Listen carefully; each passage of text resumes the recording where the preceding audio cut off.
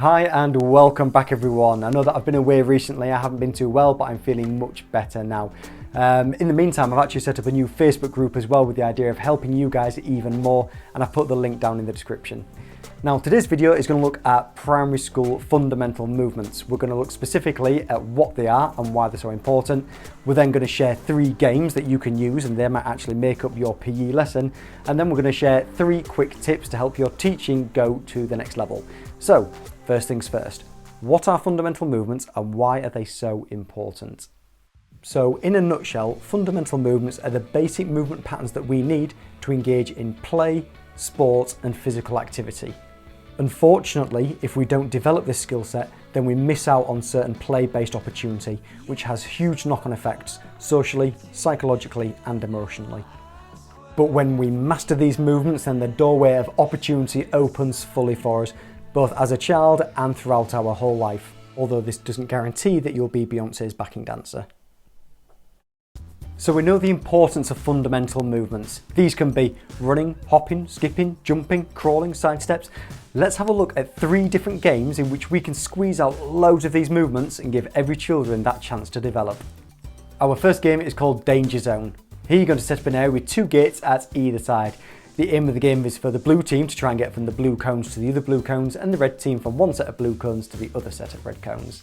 As children move across the area, there'll be a lot of interference in the middle. For that reason, children might also need to change their speed and direction to avoid colliding. Either way, it's the fundamental movements that we're looking at. So you could break the game down into 8 rounds, each round lasting 45 seconds where you call out a different movement that children need to use to get across the area. We can now progress on to Follow the Leader. This game is more difficult because our speed and change of direction is now based on someone else's movements. In this game, the children are going to pair up and nominate one leader and one follower. The leader is going to move around the area, busting out any of the fundamental movements, and it's the follower's job to try and follow them. Here we can see some running and side steps followed by some jumping movements from the other pair. We can progress the game and make it more difficult by asking the leaders to suddenly change direction. For this reason, the person following has to be very attentive and very reactive in order to copy and keep up with the leader. Our final game of TIG is even more demanding as there's now multiple people that we need to be aware of and avoid. In the game of TIG, you're going to nominate some children to be the taggers, and if they do manage to tag one of the other children, then they become the tigger, or that's one possibility anyway.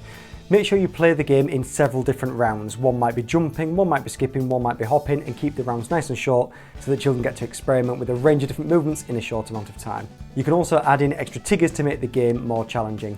As you can see, there's a huge array of different tagging games that can be played, all with their own variations and challenges. For more information, jump across to our Facebook page. So if you get tagged, should you become a tagger? Well, not necessarily. Firstly, it tends to be the same children getting tagged over and over again because they're not particularly quick. That creates a bit of an unbalance in the lesson. Second reason is that there is so much riding on it, being tagged, that children were likely to focus more on chasing or escaping than the actual fundamental movements. Personally, I like to stick with 45-second rounds and change the tiggers every round. Secondly, ensure that children move in a range of different directions. Keeping the area nice and small means that because there's a lot of congestion, children will have to move in different directions to avoid other children. And as well as that, make sure that when you see children move in different directions, forward, backward, left, right, you make a big thing out of it, and you might even ask some of the children to demonstrate in front of the class.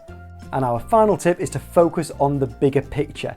We're not just preparing children to be good in PE lessons or even sport, we're preparing them to be able to move fundamentally and effectively in everyday life. At the top end, we're giving children the skills to engage in high-level competitive sport, and at the lower end, we're giving children the opportunity to socialise and to play with their friends and family.